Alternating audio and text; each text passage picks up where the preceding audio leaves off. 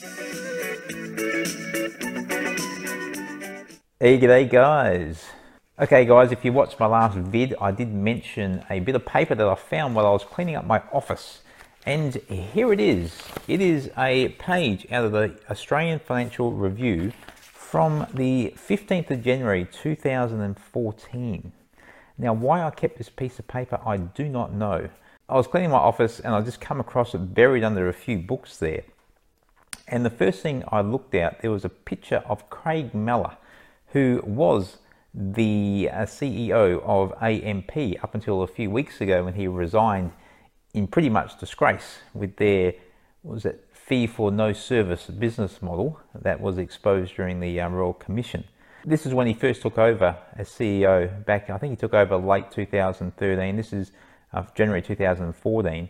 And big happy smile standing in front of his window there, overlooking the Sydney Harbour Bridge, beautiful views of the Opera House there as well. And the story is just talking about how things are going to change and how AMP, which realistically has been a dog of a stock for a couple of decades, how it was all going to turn around. But alas, it didn't work out for young Craig, and of course the AMP is worse now than it was when he took over, and the share price is roughly around the same, to be honest, but obviously the business itself is going through some turmoil right now. So it's interesting to read that, knowing what we know now, reading what was written 4 years ago. Another little story that was of interest, if you open it up, is a story called Carrier Shares Take Off, and it's a story about Qantas. And what was going on back then. They were below $1 a share 4 years ago. They were hit all-time low of 95 cents on December 10th, 2013. And he was just talking about how they had charged up 15% since then. They're up to $1.10. So of course now they're around about $6, I think. I remember back then I was going to buy some of these Qantas shares. I thought they couldn't go much lower. I thought they're not going to go broke. The government would step in if anything further bad happened to them. But I was talked out of it by my brother, who told me that Warren Buffett never buys airlines, which at the time was true. Of course, he does now. Anyway, one that got away for me, Qantas. Another story there about the US dollar above 90 cents. I think now, I don't know, what's around low 70s at the moment. And you can see from that little chart there, it's come down from $1.05, $1.10 US. So obviously back then the Aussie dollar was flying. I had a look at a few of the stock prices as well, and that was interesting to look because the back of the page, the back of the paper had all the stock prices from back then. And that was interesting as well. A few I picked out. Altium, ALU, they were $2.61 back then, and as of now they're about $21.50. So that's a rise of 724%. Aristocrat from $4.22 to around $27 now, that's up 546%. Ausdrill was another one picked out, that was up 207%. Blackmores was about 23 bucks back then, now about 120, so that's up 415%. Domino's was another one that's interesting. It's been punished the last year. I think it was up over $80 and now back to $40. But even still, it's still up 162% in the last 4.5 years. A few that haven't done so well, Commonwealth Bank, it's around the same. It's actually down 3% over the last 4 years. So it's a long time to hold this stock and get no capital gain whatsoever.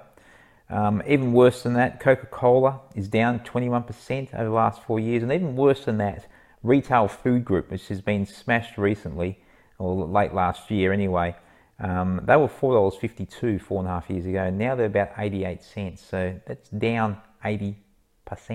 So yeah, it's interesting just to look back at an old paper.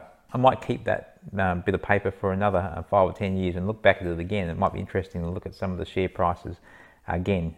Okay, if you watched my last video, I talked about the Warren Buffett's intrinsic value calculator on buffettbooks.com. Now, that was an online calc, which of course could disappear at any time.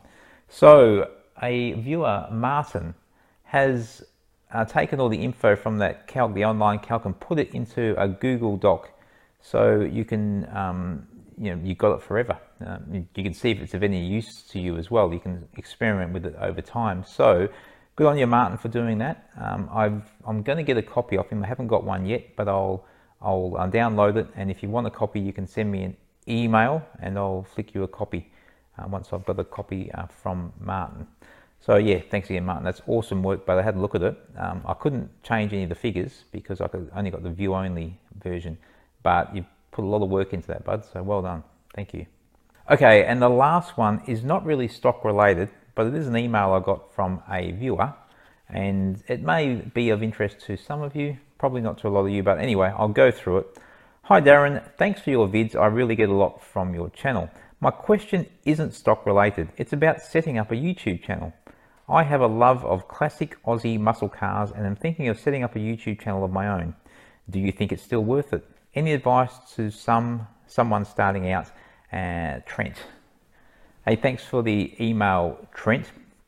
The question that you asked, do you think it's still worth it? I'm not exactly sure what you mean by that, to be honest. If you think, is it worth it like to make money off the channel itself? Oof, probably not. Look, I've been going on this channel for about 10 months and I've got about 1,600 subscribers, and I haven't made a dime off it. So that gives you some idea. Like I probably haven't pushed very hard to make money off this channel as well. I've got no affiliate links and it hasn't been monetized and things like that. So perhaps I could do more, but I know people with a lot more subscribers than me, and it's still, you make a pittance off the actual channel itself. So if you're going into it for that reason, it's probably not the right reason to be doing it. But look, if you're into your classic Aussie muscle cars and you love talking about them and you want to set up like a little sort of network of people that are into the same thing as you, then perfect. It's a great thing to do. It can be really rewarding, not financially, but just by meeting people who have the same interest of you, and perhaps even meeting some friends over time. So from that point of view, one thing about YouTube, I actually find YouTube themselves, the business, Google, really frustrating to deal with. I've had a few issues, just with videos and that in the past, and trying to like get a response out of YouTube. I've sent 3 emails, I think, to YouTube. They don't bother to get back to you. They're actually hopeless. It's like working with a big government organization that doesn't care about you whatsoever. So that's YouTube itself. They're quite painful to deal with. But as a medium to put your videos up and to interact with people, it's fantastic. Any advice to someone starting out? Look, just go for it, man. Just go for it.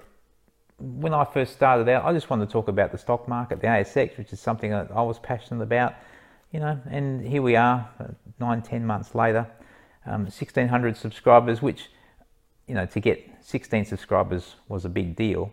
And to be honest, I don't get excited by the amount of subscribers I've got. I like to think that I'm having a one-on-one relationship with whoever's watching this on the other end. And you don't care if I've got 1,600 or 16,000 or 16 subscribers, as long as the information is good.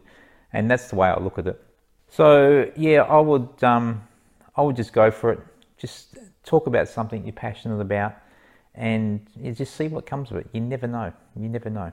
Okay, guys, that is it for today. Now, this video is going up on Friday, so if you're watching this vid, it'll be up on Friday the 11th. Now, I'm actually filming this. Today is the 8th, it's Tuesday, because I forgot when I said I'm doing a Friday video every week, I forgot that I'm going to Bali tomorrow. So this Friday I won't be around to do a video, so I'm doing it now and I'll upload it on Friday. But from now on in, I'm going to put a video up every Friday. I'm going to publish a video, so look out for that for the next coming months anyway. But that's it for today, guys. Hopefully trading is going well. Yeah, I'll see you next Friday week, the 18th. I'll do like a mid-month review, and we can take a look back and look more closely at the ASX itself. Until then, trade well.